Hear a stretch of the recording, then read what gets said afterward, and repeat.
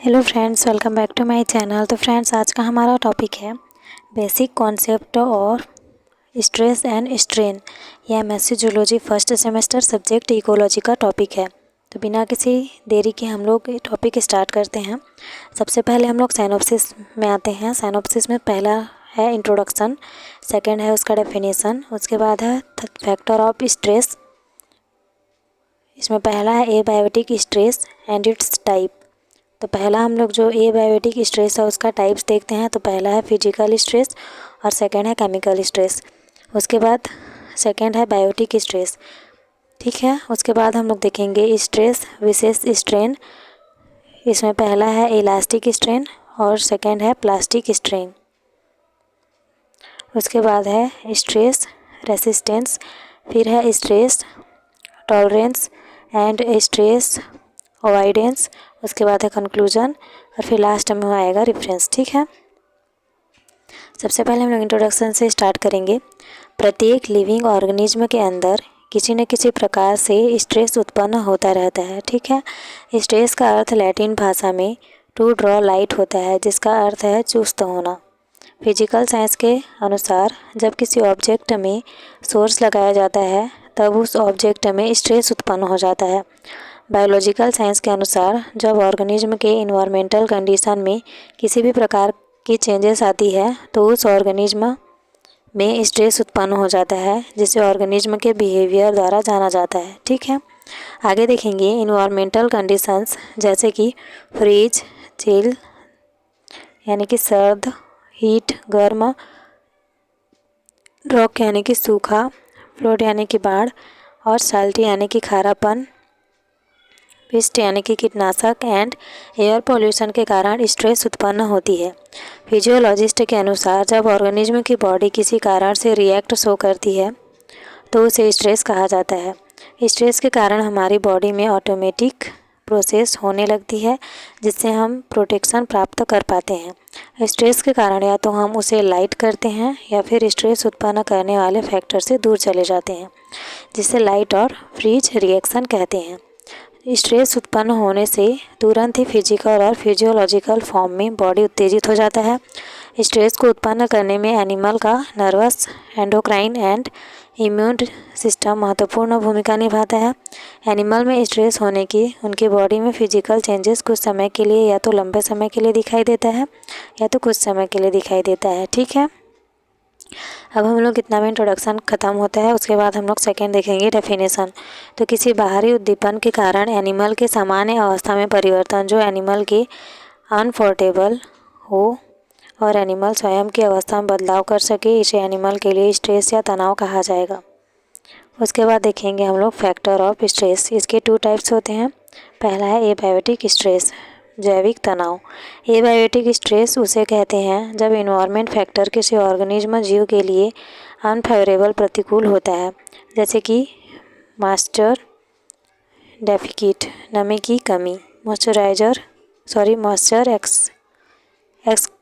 Access यानी कि नमी की अधिकता, और हाई रेडिएशन उच्च विकिरण, low and high temperature, salinity खारापन of water and soil, nutrient deficiency पोषक तत्वों की कमी, टॉक्सिसिटी जहरीला शहद एंड पॉल्यूशन ऑफ एटमॉस्फेयर वातावरण का प्रदूषण, ये सभी एबायोटिक फैक्टर हैं जिसके कारण स्ट्रेस उत्पन्न होता है।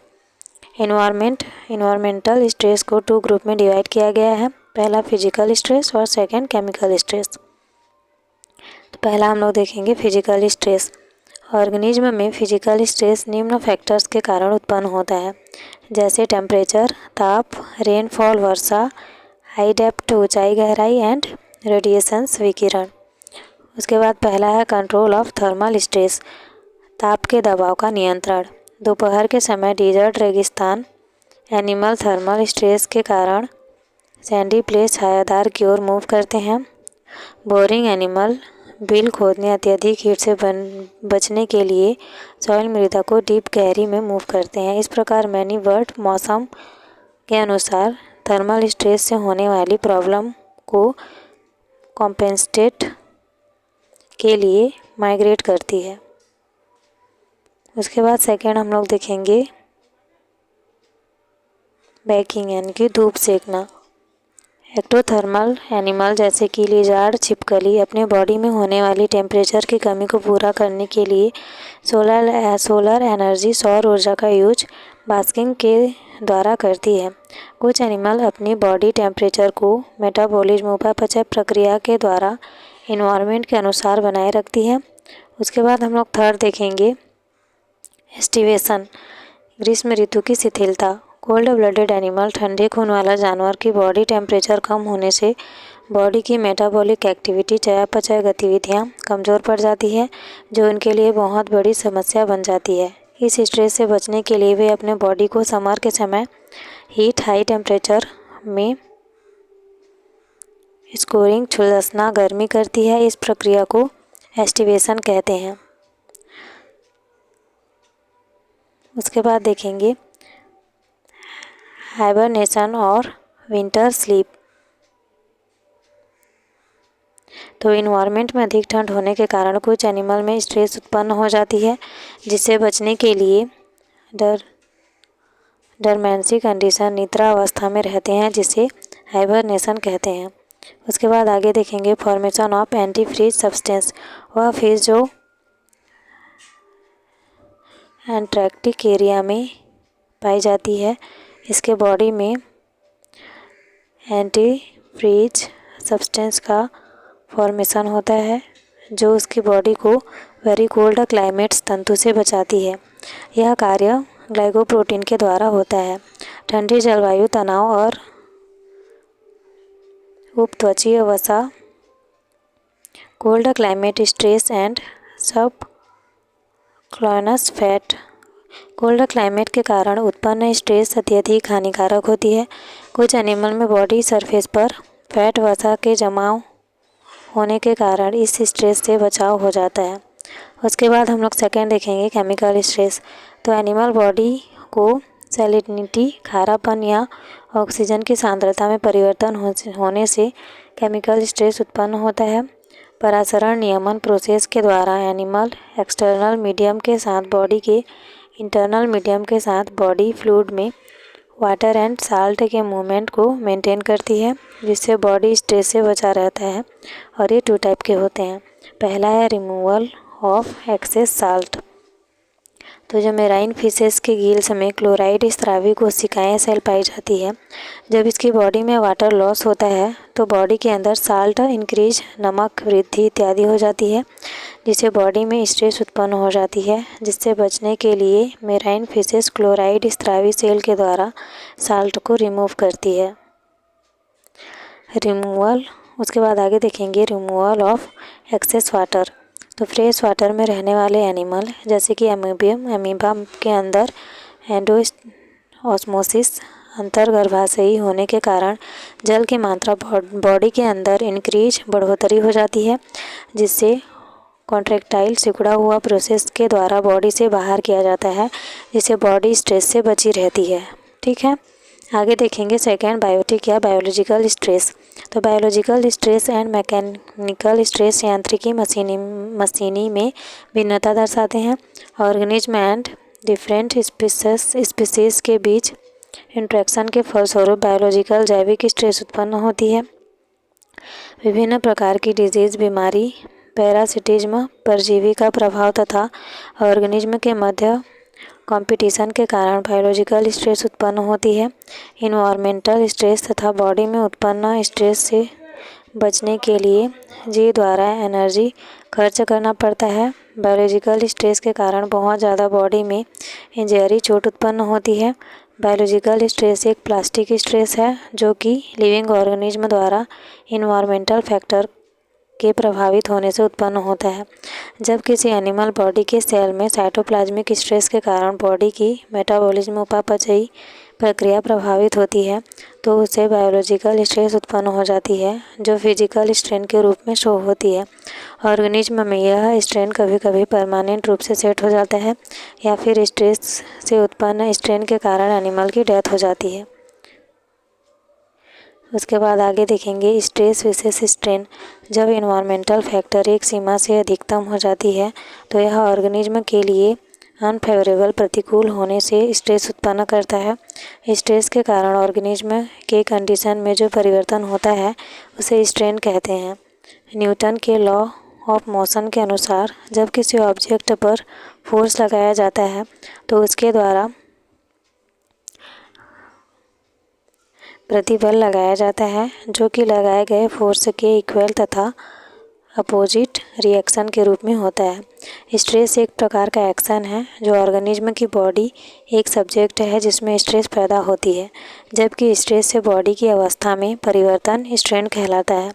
इलास्टिक स्ट्रेन किसी ऑर्गेनिज्म में जब स्ट्रेस एक अधिकतम सीमा तक हो जाती है तो स्ट्रेस पूरी तरह से प्रतिवर्ती क्रम में होने लगती है।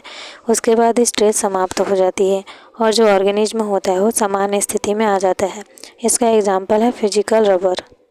उसके बाद है प्लास्टिक स्ट्रेन। तो प्लास्टिक स्ट्रेन इलास्टिक स्ट्रेस की तुलना में बहुत कम रिवर्सिबल प्रतिवर्ती होती है।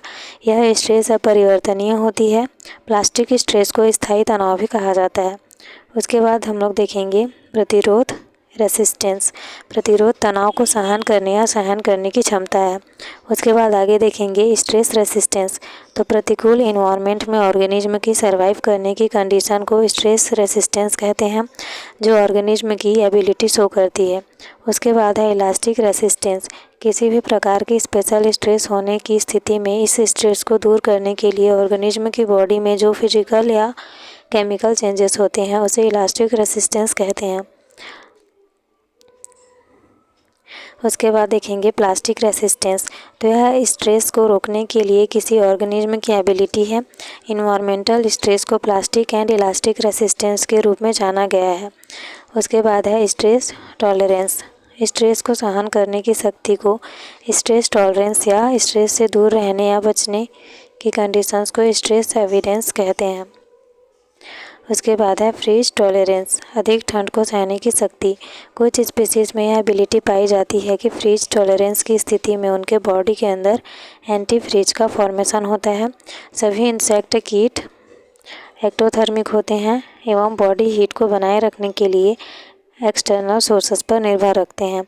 अधिकांश एनिमल में intra and extra cellular freezing के कारण बॉडी की टिश्यू डैमेज हो जाती है, जिससे एनिमल की डेथ हो जाती है। उसके बाद हम लोग देखेंगे फ्रीज एवॉइडेंस। अधिक ठंड से बचना। फ्रीज एवॉइडेंस में फिजियोलॉजिकल, शारीरिक और बायोकेमिकल मैकेनिज्म, जैव रासायनिक तंत्र दोनों को इन्वॉल्व किया जाता है जिससे कि सुपर कूलिंग से बचा जा सके। इसके लिए इंसेक्ट हाइबरनेशन कीट की स्थिति को प्राप्त कर लेते हैं। फिर उनकी बॉडी के आउटर क्यूटिकल पर वैक्स कोटेड मोम लोपित होता है, जिससे वह फ्रीज एवॉइडेंस की स्थिति को प्राप्त कर लेते हैं। इंसेक्ट के द्वारा बॉडी डेवलपमेंट की किसी भी स्टेज जैसे कि egg, pupa, larva and adult में फ्रीज एवॉइडेंस बचाव की स्थिति प्राप्त करते हैं। उसके बाद हम लोग आते हैं कंक्लूजन पे। तो कंक्लूजन में है हम शारीरिक, पर्यावरणीय, शारीरिक और मनोवैज्ञानिक जैसे कई प्रकार के तनावों के संपर्क में आते हैं। ये स्ट्रेस केसेस कारण बॉडी के विभिन्न प्रकार के स्ट्रेस प्रतिक्रियाओं के कारण बनते हैं, जिनमें फिजियोलॉजिकल रिस्पॉन्सेस, मनोवैज्ञानिक प्रतिक्रियाएं, फिजियोलॉजिकल शारीरिक प्रतिक्रियाएं एवं बिहेवियर रिस्पॉन्सेस, व्यवहारिक प्रतिक्रियाएं शामिल हैं। उसके बाद लास्ट में हम लोग देखेंगे रेफरेंस। तो stress without distress by Hans Selye. उसके बाद है by Joseph EMC growth, New York. और लास्ट में है बाई नेट। तो वीडियो अगर अच्छा लगा हो, टॉपिक अगर थोड़ा सा भी समझ में आया हो तो प्लीज़ भी एक लाइक कर दीजिएगा वीडियो पे, और आगे आपको कौन सा टॉपिक पे वीडियो चाहिए वो कमेंट कर दीजिएगा। एंड जो चैनल पे नए आए हैं वो चैनल को सब्सक्राइब कर लीजिएगा ऐसे ही हेल्पफुल नोट्स के लिए। And thank you for watching. मिलते हैं नेक्स्ट टॉपिक में।